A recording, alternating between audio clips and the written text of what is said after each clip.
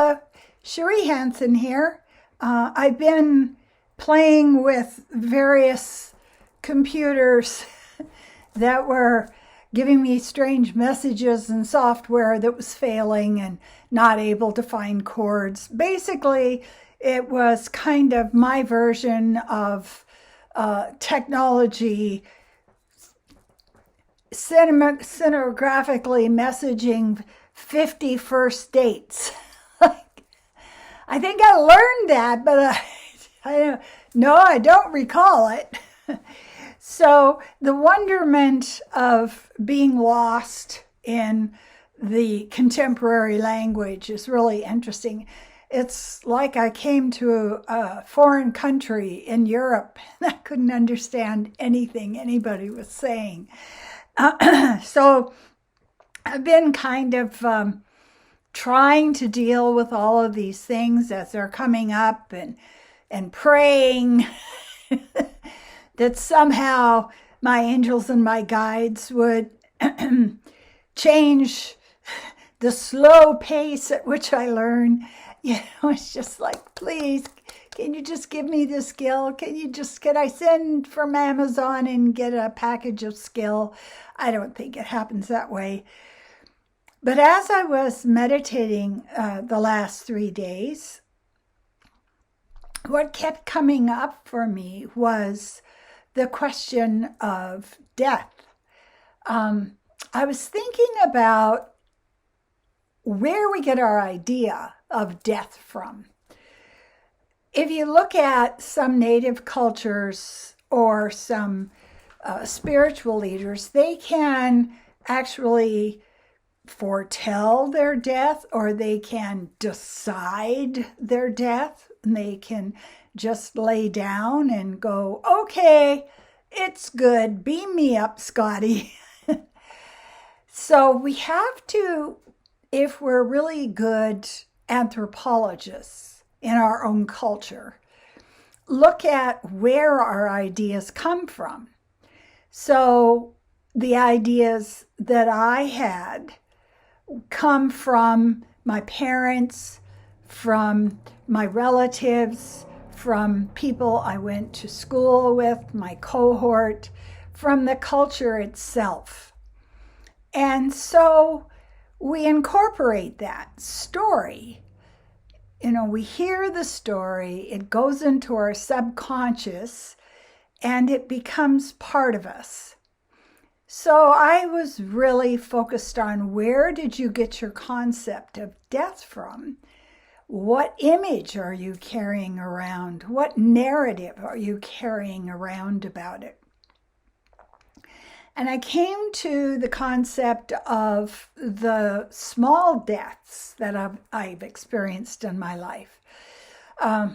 You go from being very weak, the shortest, weakest person in the room, to a place where you're now able to use words. That's your first defense, is when you can articulate with words. That happens around when you're 6 or 7. And we're able to, once we get words, we're now in a place where we can communicate to others, maybe not successfully, but at least we did communicate. And we can also store the plot line of an event that has just happened to us. Before that, it's all just like meteorites falling on our planet. It's just plunk. I don't know what that was. I don't know what's in that rock. And then we get to the stage where, as we get older, we separate ourselves a bit from the mush, the crush, the flattening of the tribe. And in that period of adolescence, in the Western culture, what tends to happen is the significant other becomes someone who is your age, another teenager. And God help us, these become the spirit masters of our world. I'm sitting there watching people going, I don't want to crawl out of my window at 2 a.m. to go get drunk. I'm not called to that. Sorry. So as we watch other people react to death or react to, the impact of death in their lives, we start to internalize what we believe it is. And I feel very strongly that I have had many deaths. The child died, the adolescent died, the young adult died, the academic who went to university for 9 years died, and then I was spit out into the world totally unsocialized and unprepared for what was happening out there, and then became a classroom teacher, and that person died, which gave place to an artist who had a studio in the Rotary Center in downtown Kelowna. That life ended. And then I got into the phase in my life where I'm running an Airbnb and I'm also doing life coaching. Now, if you had asked the 10-year-old or the 20-year-old what life lies ahead of you, I would not have been able to call it. It wouldn't have been something I could predict. And as I look back over my life, I realize that each death that I've gone through, each aspect of who I was that shut down, was in service of what I was next becoming. This is over so that I can grow. At this stage in my life, I know enough to interview myself. I'll have an idea, and I know for sure, you've heard me say this, your mind is the dumbest thing in your whole body. It's like taking advice from a donkey. It's just like, no. So your ego is up there, your mind is up there, and it's telling you all of this crazy stuff. We come to a place where we understand that we don't understand. We don't understand. The only way I cannot fear death is if I know what death is. Guess what? You don't know what death is. So you're locking yourself into a place of fear instead of a place of curiosity. If I can shift this much in one lifetime, I'm very curious as to what the next one will look like, or the next one.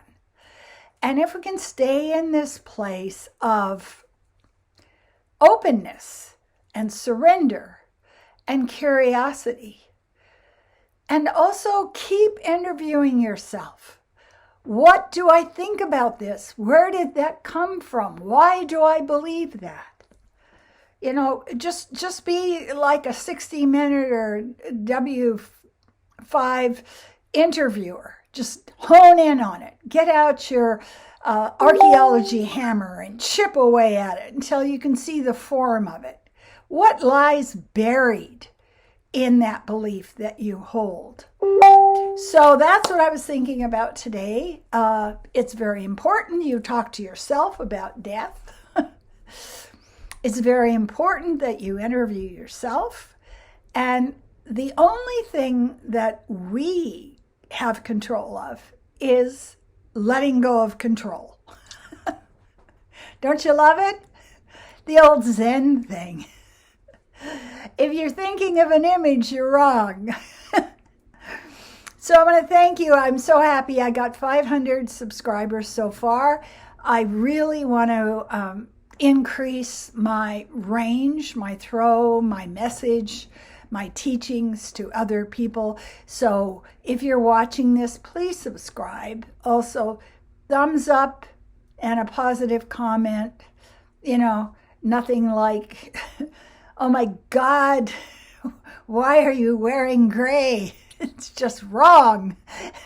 No, none of that stuff, okay? And get a hold of me if you want channel reading, if you want very, very clear messages about what is blocking you, what is calling you, and we can work out a plan. I say to you, as I always do, I appreciate you. Yay for 500.